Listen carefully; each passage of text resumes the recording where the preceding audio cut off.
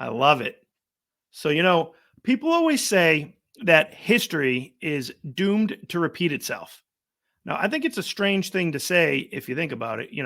History is simply the study of past events. So, how can history control world events today?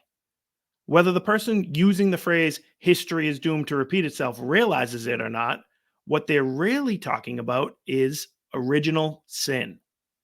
They're looking back on the continuous rise and fall of human beings. You see, it's in our nature to take two steps forward, then one step back.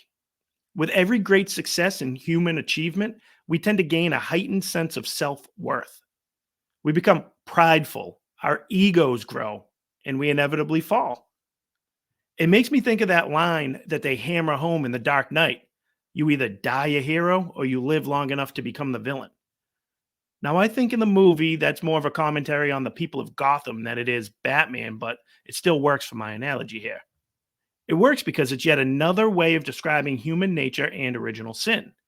Batman himself swoops in and plays the hero and makes everyone's life better. He becomes impressed with himself, thinks he's won, and he thinks he can have it all, only to get destroyed both personally and professionally by the Joker. Mankind has gone on a similar journey of highs and lows. It's not the same kind of journey as a superhero in a DC comic book series, but the history of mankind is littered with good and bad decisions made by rulers of the day.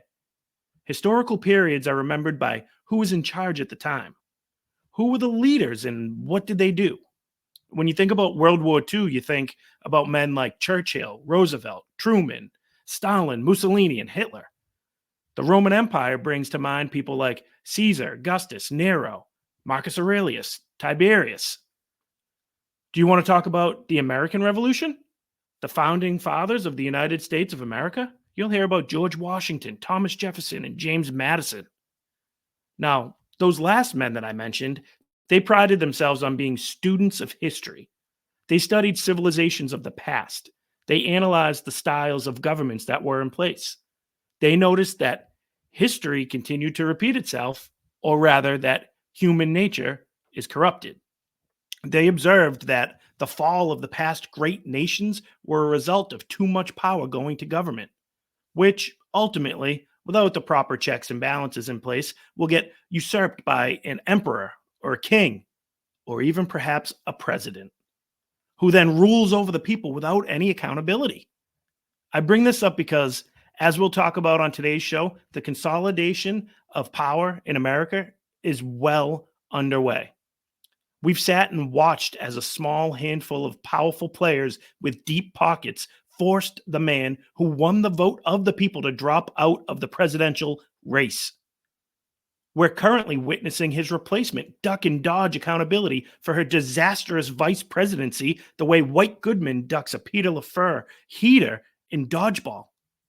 The press hasn't been interested in finding the truth or working for the people in years. Instead, they've subjected themselves to being on the same level as those hyenas in The Lion King. They're content with being at the party as long as the king throws them a few scraps from time to time.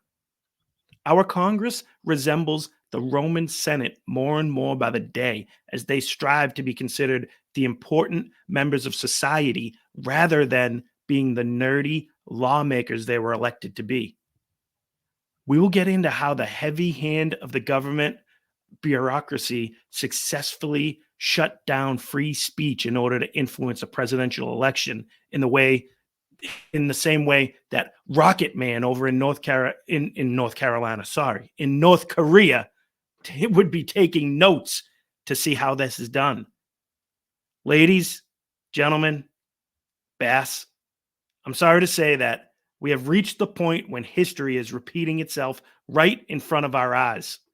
And if we don't succeed in November, I fear this will be remembered as the beginning of the end. And with that being said, I do believe it's time to welcome in our good friend, Mr. Ric Flair, because it's showtime, baby. Woo! Showtime! Woo! Woo!